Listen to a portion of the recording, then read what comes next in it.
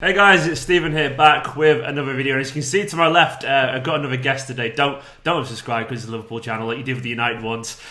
But we're pleased today. We're going to talk about Liverpool, one of our biggest rivals, of course, after last year, and how they'll get on. But before I go too far, I want to say thank you, as ever, to Unibet for sponsoring this channel and these videos for the transfer window. An absolutely excellent transfer blog over there. So go check it out in the link in the description below. There's loads of brilliant City articles, including one by Stephen Tudor about where Kevin De Bruyne could be the difference this season. Fingers crossed. But today we're going to talk with Paul from Redmen TV, from the rivals, and Paul's going to offer his opinions on 2019-20 season from a Liverpool fan's perspective and see how we can just sense it going from the season. Firstly, Paul, you all right, mate? How are you doing?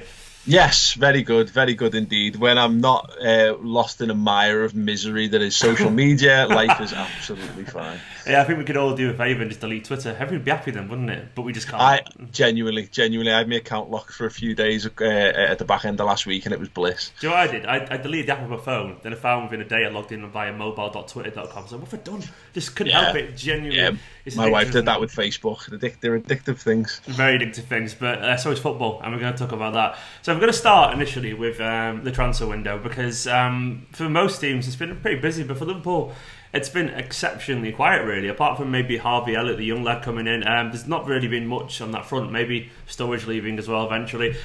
What's your take on that and this approach in general? Is it necessary, or is it something you wish you'd seen a little bit different? Or I think inevitably, look, as a fan, we all want to see our teams make transfers, because transfers are the most exciting part of football. Yeah. by and large, with the exception, of course, when you do win things. But it's the part we all love most in Football Manager, FIFA and PES and all that. It's buying players and living out those kind of like fantasies and what have you. But I'm not sure Liverpool are desperate for signings this summer. I think, look, the squad was assembled. The vast majority of the work has been done over the 18 months leading up to this point. And as though I can sit down, I can hyper-analyse Liverpool's squad and say it would be improved by, let's say, for the sake of, off the top of my head, a left back and a left winger. A right-footed guy to play from the left. That would make Liverpool a much better proposition. The reality of those situations doesn't necessarily stack up. As we know, when you get to a level, when you've got a level of squad that Liverpool have and a side that they have, you enter a world where you're starting to spend 50, 60, 70, 80, 90 million pound on backup players. Yeah. And I don't think financially Liverpool are quite in that situation. Is there Is there a kind of? Do you think the club will sign one player still though? Because obviously, like, clubs usually just think, we're not really in for one, but they end up usually just sneaking one in before the window. Is there any signs of that, or?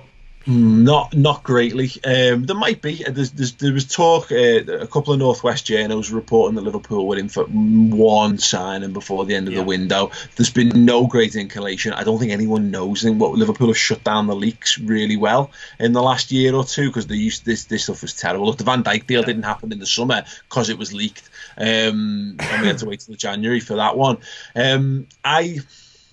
I'm not sure. I'm not sure Liverpool will do any business at this point. I think my take on this, and this is piecing together bits from speaking to a number of people who do know stuff more better than I, is that I think Liverpool have a list of targets, and I think they go down that list and they find out who's available and who's not, and when none of those players on that list are available, they buy no one. Or they put deals in place for the future. We saw this happen with Naby Keita a couple of years ago, where we had to wait a year for him to come. We saw us wait 6 months for Virgil van Dijk. The difference was, of course, we knew those names, whereas we don't know the names this time around. I think you're right, actually. I think Liverpool do that. And I think these days, transfer-wise, you're really well run. There's a very obvious comparison with City in terms of how we have a certain list, and if we don't go for them, we're willing to sign no one. Like last year, obviously, we wanted Jorginho, we waited for a bit. And Laporte as well, how we came back to, because he was obviously on our list and all that kind of stuff. So I think Liverpool, they've been run well transfer-wise for a while, and obviously you want someone coming as a fan, but it's not always going to be the perfect summer for everyone. Well, Stephen, we saw this with Virgil van Dijk, and so that deal fell through in the summer a couple of years ago, and the next player that was being linked with Liverpool was like Stefan de Vrij. I think he was at Lazio, was it at the time? And everyone was, we'll just buy him, just buy a centre half. And I think that's the problem, is that I think we see this and we don't understand there's a difference between truly elite footballers and footballers who are fine. And we've got plenty of footballers who are fine. And I think Jurgen Klopp would always rather give the chance to one of the younger lads in his squad than go and buy someone else who's probably maybe slightly better now, but has got a lower capacity to improve. Yeah, definitely. This is a question I'm trying to ask everyone from the opposition ranks and so on. Do you feel like you're going to be stronger or weaker than last season? I know it's quite a hard question to answer and everything, but what's your gut instinct on that front? My gut instinct is Liverpool are stronger. I think because of the age of the side. I think there's a couple of contributing factors. Trent Alexander-Arnold finished as certainly, I think, the best under-23 right back in world football, and probably one of the best in the world. But he had a sticky patch in the middle of the season. He's only 20 years old. He's going to be better.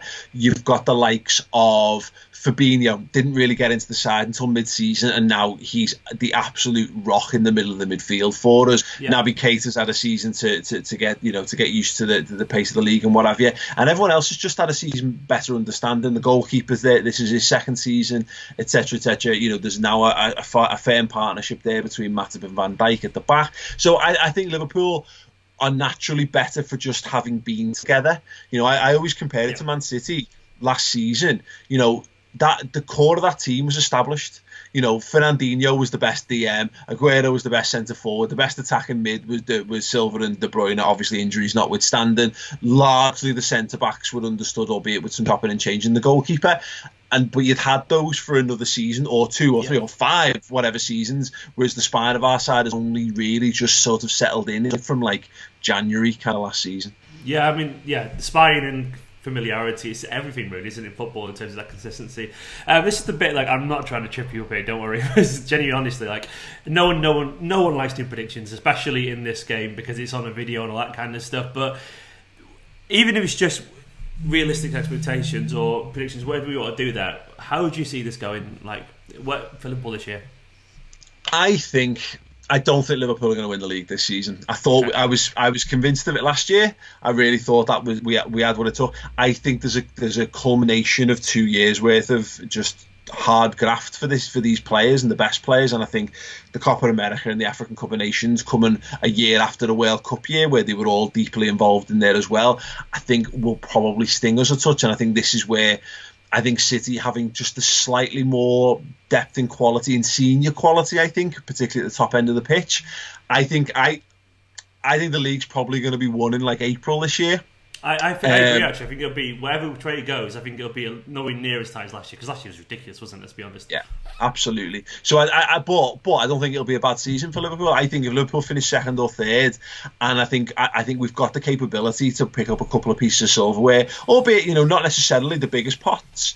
But if Liverpool did something like finish second or third, and we're able to win, it sounds daft, but the Community Shield, the Super Cup, and the Club World Cup, and then had a good run in one of the cups as well, the cups as well, whether it's Champions League, League Cup or FA Cup, I think that's absolutely fine by me. Of course, the trophies they're important. That's what we watch football. We don't watch it for that reason alone, but it is worth it. It is fun, isn't it? Even Community Shield, watching your team pick that, and I'm dead nervous about that game already, because the discourse is going to be starting and the nonsense is going to be starting. But it is good seeing your team watch a trophy. And this is the bit though where I ask.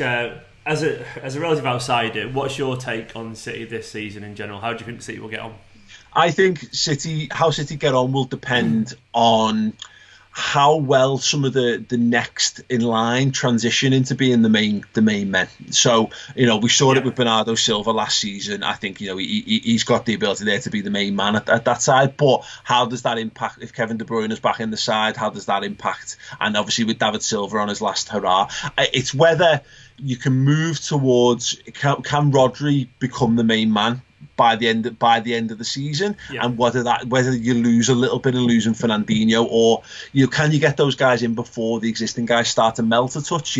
Gabriel Jesus is due. This kind of has to be the season where he truly establishes himself. Yeah. But does Aguero need to be injured for that? And if he is injured, will Jesus? Will Jesus step up? That's the thing for me. And I wonder whether Pep is it's his last season at Man City. No one really knows.